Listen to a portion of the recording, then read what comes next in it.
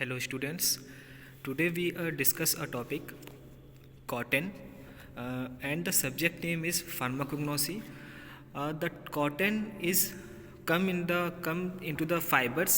ये जो होता है ये फाइबर्स के अंदर आती है और आज हम इसमें कॉटन्स में डिस्कस करेंगे इसके सिनोनियम्स, समान शब्द क्या होते हैं, biological source, occurrence and distribution, organoleptic evaluation, chemical constituent, chemical test and therapeutic efficacy. This इतनी चीज़ें आज हम इसमें डिस्कस करेंगे, कवर करेंगे। और कॉटन को हिंदी में कपास कहते हैं, कॉटन को हिंदी में कपास कहा जाता है। और इसके जो नेक्स्ट इसके बाद आगे बढ़ते हैं, कॉटन के जो सिनोनियम्स होते हैं। The synonyms of cotton is raw cotton, cotton wool, absorbent cotton and surgical cotton. तो ये क्या होता है कि कॉटन के जो समान शब्द होते हैं वो क्या होते हैं, रॉ कॉटन होता है, ठीक। पहला फर्स्ट वन होता है raw cotton and second one is cotton wool. Cotton wool भी इसे समान शब्द होते हैं, कहा जाता है। एब्जॉर्बेंट कॉटन इसे कहा जाता है और सर्जिकल ड्रेसिंग और सर्जिकल कॉटन भी इसे कहा जाता है। उसके बाद नेक्स्ट हेडिंग है biological source. Biological source of cotton, इसमें क्या होता है, cotton is the epidermal trichomes और hair of the seeds of cultivated species of gossypium, cultivated species of gossypium bracket में gossypium herbaceum and gossypium barbadense family malvaceae. तो ये क्या होता है कि कॉटन जो होता है कहाँ से हमें ऑब्टेन्ड होता है, इसका बायोलॉजिकल सोर्स क्या होता है कि कॉटन जो होता है ये इज़ द एपिडर्मल ट्राइकोम्स और हेयर्स ऑफ द सीड्स। तो ट्राइकोम्स जो होता है ये हमें सीड्स से, कॉटन जो हमें होता है ये हमें सीड्स, बीज में से, बीज होते हैं, बीज सीड्स होते हैं, जो उसके ऊपर की जो लेयर होती है, upper layer is known as epidermal. Epidermal layer जो होती है अपर लेयर होती है ऊपर की, उसके ऊपर जो ट्राइकोम्स है, एक हेयर टाइप का प्रेजेंट होता है, उसको ट्राइकोम्स कहते हैं। तो उसमें से हमें कॉटन जो होता है वो पाया जाता है। और इसकी जो स्पीसीज होती हैं, इसकी जो स्पीसीज होती हैं गॉसिपियम की, वो होती हैं गॉसिपियम हर्बाक्योर, गॉसिपियम हर्बाक्योर होती है और गॉसिपियम बार्बाडेंस। ये जो इसकी स्पीसीज होती हैं। और इसके सीड्स, बीज में से, बीज के ऊपर जो लेयर होती है, एपिडर्मिस लेयर होती है, उसके ऊपर ट्राइकोम्स, हेयर टाइप का जो प्रेजेंट होता है, रोए टाइप का, उसको ट्राइकोम्स कहते हैं। उसमें से कॉटन जो होता है वो मौजूद होता है, उसमें से कॉटन जो होता है वो प्राप्त होता है। उसके बाद फैमिली की बात करते हैं तो it is belonging to family. इसकी जो फैमिली होती है वो होती है मेल्वेसी, ठीक। फैमिली इसकी होती है मेल्वेसी। नेक्स्ट हेडिंग है occurrence and distribution. On a commercial scale, cotton is grown in the USA, Egypt and India. It is also cultivated in various parts of Africa and South America. तो ये क्या होता है कि कॉटन जो होता है ये कहाँ पे हमें पाया जाता है, तो ये जो होता है यूएसए में हमें पाया जाता है। कॉटन जो होता है ये यूएसए में उगाया जाता है, कल्टिवेटेड होता है ये। और इजिप्ट में ये उगाया जाता है एंड इंडिया में ये उगाया जाता है। उसके बाद it is also cultivated in various parts of Africa and south America. इसका क्या मतलब होता है कि ये जो होता है ये और भी इसकी जो खेती होती है, उगाया जाता है ये कहाँ पे, अफ्रीका एंड साउथ अमेरिका में। ये जो होता है उगाया जाता है अफ्रीका और साउथ अमेरिका में भी ये उगाया जाता है। उसके बाद नेक्स्ट हेडिंग है ऑर्गेनोलेप्टिक इवैल्यूएशन। ऑर्गेनोलेप्टिक इवैल्यूएशन में पहला हेडिंग है फर्स्ट कलर क्या होता है इसमें, white due to bleaching. White होता है ड्यू टू ब्लीचिंग, जब ब्लीचिंग के टाइम पे सब वाइट होता है। उसके बाद ऑफ वाइट व्हेन स्टेलाइज्ड, और जब इसका स्टेलाइज्ड किया जाता है, इसको स्टेलाइजेशन होती है, इसकी स्टेलाइज्ड ये होता है कॉटन, तब ये ऑफ वाइट हो जाता है, मतलब कि क्रीम कलर का हो जाता है, क्रीम रंग का हो जाता है। ठीक। ऑर्डर जो इसका होता है वो ऑर्डरलेस होता है, कोई भी स्मेल इसमें नहीं होती है, ऑर्डरलेस होता है ये।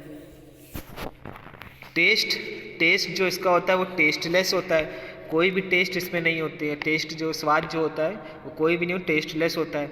साइज की बात करते हैं तो कॉटन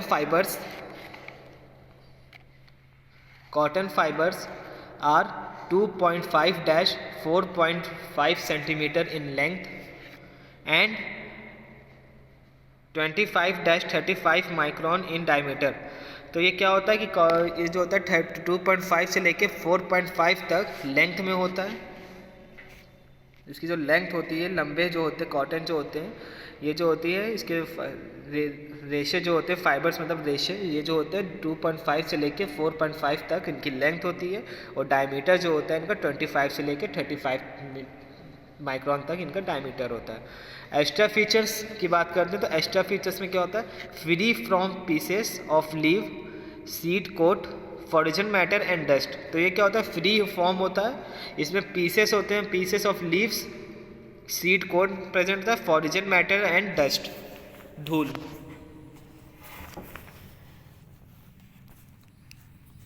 नेक्स्ट पॉइंट है केमिकल कॉन्स्टिट्यूएंट्स, कौन कौन से केमिकल इसमें प्रेजेंट होते हैं, कॉटन में कौन कौन से केमिकल मौजूद होते हैं। तो फर्स्ट पॉइंट है, raw cotton contains cellulose about 90%, moisture 7-8% and natural impurities 4-6% such as wax, fat and protoplasm remains। तो ये क्या होता है कि रॉ कॉटन जो होता है उसमें सेल्यूलोज प्रेजेंट होता है, कितना 90% उसमें सेल्यूलोज मौजूद होता है। मॉइस्चर जो होता है वो उसमें 7-8% उसमें मॉइस्चर प्रेजेंट होता है, एंड नेचुरल इम्प्योरिटीज़ 4-6% इसमें natural impurities are present in raw cotton. तो नेचुरल इम्प्योरिटीज़ जो होती है वो 4-6% इसमें प्रेजेंट होती है, और इसके अलावा इसमें wax, fat and protoplasm remnants ये जो होता है ये मौजूद होते हैं। इसके अलावा इसमें वैक्स प्रेजेंट होता है और फैट प्रेजेंट होता है, एंड प्रोटोप्लाज्म रिमेंट्स इसमें प्रेजेंट होते हैं, इसमें पाए जाते हैं रॉ कॉटन में। फिर इसके बाद नेक्स्ट पॉइंट है, प्यूरिफाइड कॉटन और absorbent cotton contains mostly cellulose and 6.7% of moisture.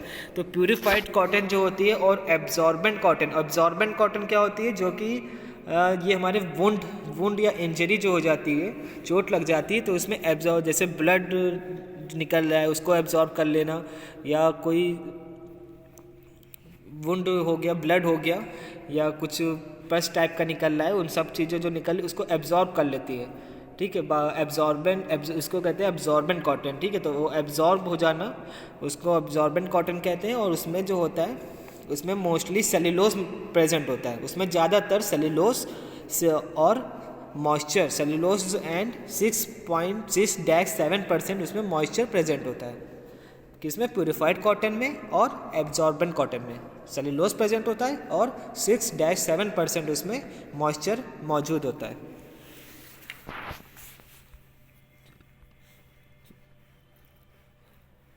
Next identification test में क्या होता है, cotton fibres are soaked in iodine water and dried to this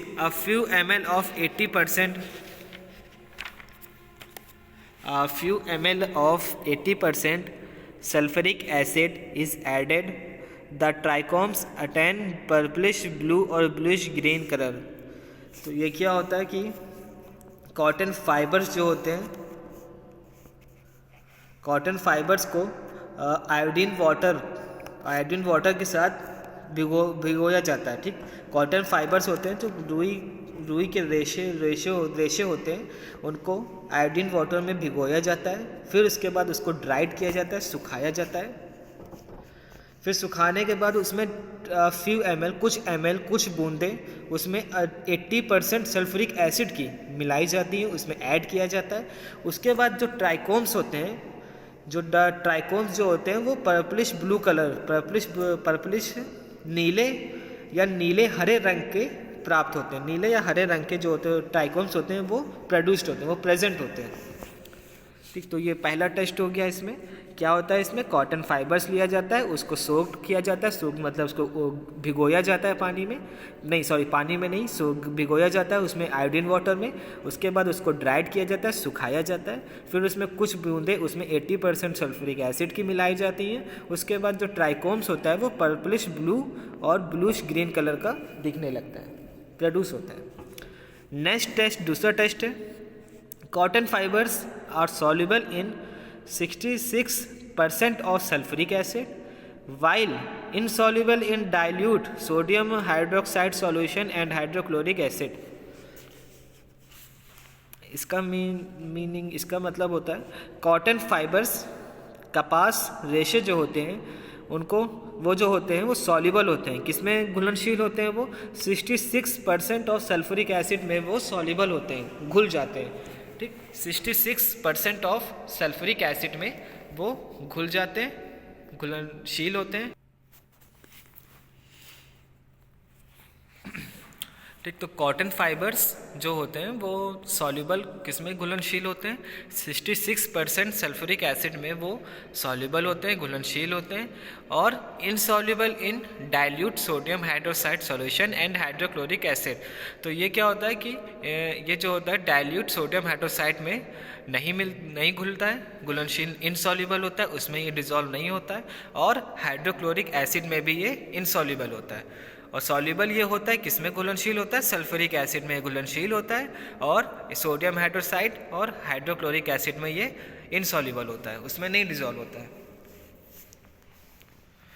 उसके बाद नेक्स्ट पॉइंट है आइडेंटिफिकेशन और next, cotton fibres when treated with iodinated zinc chloride solution attains violet colour. इसका क्या मतलब होता है कि कॉटन फाइबर्स जो होते हैं उसको जब उसकी जब क्रिया करवाते हैं किससे, आयोडीनेटेड जिंक क्लोराइड सॉल्यूशन के साथ। ठीक, कॉटन फाइबर्स को जब रिएक्ट करवाते हैं, ठीक, जब रिएक्ट करवाते हैं किसके साथ, आयोडीनेटेड जिंक क्लोराइड सॉल्यूशन के साथ, तो अटेन वॉयलेट कलर जो होता है, बैगनी कलर जो होता है वो प्रेजेंट होता है, प्रोड्यूस होता है, बैगनी रंग के हो जाते हैं। जो कपास, जो कॉटन फाइबर्स जो होते हैं वो बैगनी रंग के हो जाते हैं। ठीक, नेक्स्ट टेस्ट है, चौथा टेस्ट, लास्ट टेस्ट है fourth, when 0.1 gram of cotton fibres is heated at 40 degree Celsius with 10 ml of zinc chloride solution, the fibres do not dissolve.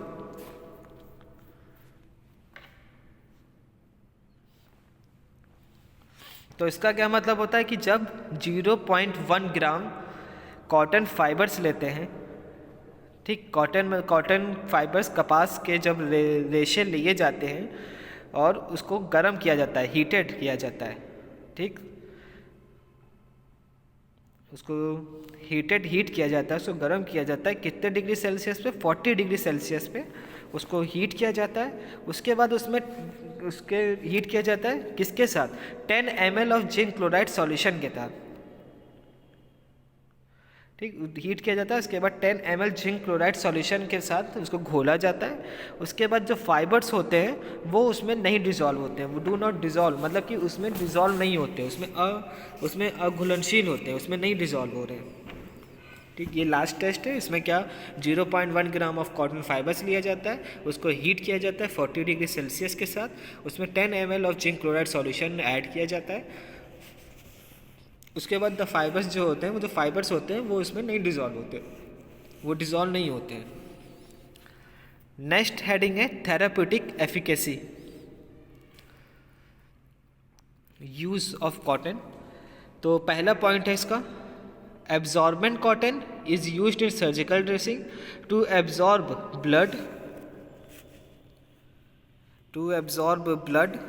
mucus, pus and prevent the wounds from infection।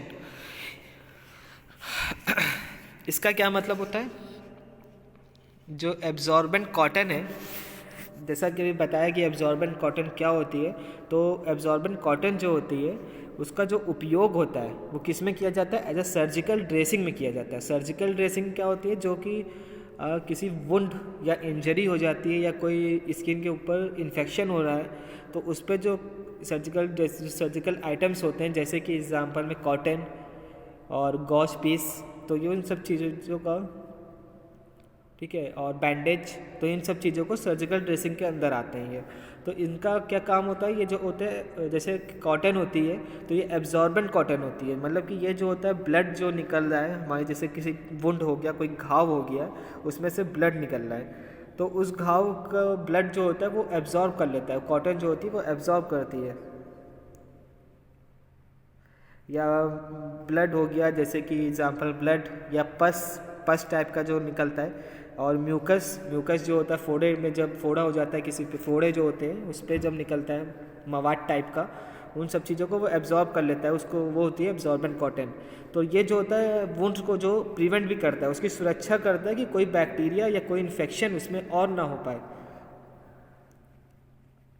ठीक, तो ये इसका काम होता है कि is to use to prevent the infection from bacterial, तो bacteria से जो इन्फेक्शन उसमें हो रहा होगा उसको भी, उससे भी बचाता है। कॉटन का काम ये भी होता है। उसके बाद नेक्स्ट पॉइंट है, they are used as a filtering medium. तो इसका जो काम होता है, सेकेंड पॉइंट क्या है यूज में, इसका जो उपयोग होता है कॉटन का, वो एज अ फिल्टर करने के लिए फिल्टरिंग मीडियम के रूप में भी इसका उपयोग किया जाता है। ठीक, इसका जो उपयोग होता है वो एज अ फिल्टरिंग मीडियम के रूप में भी किया जाता है।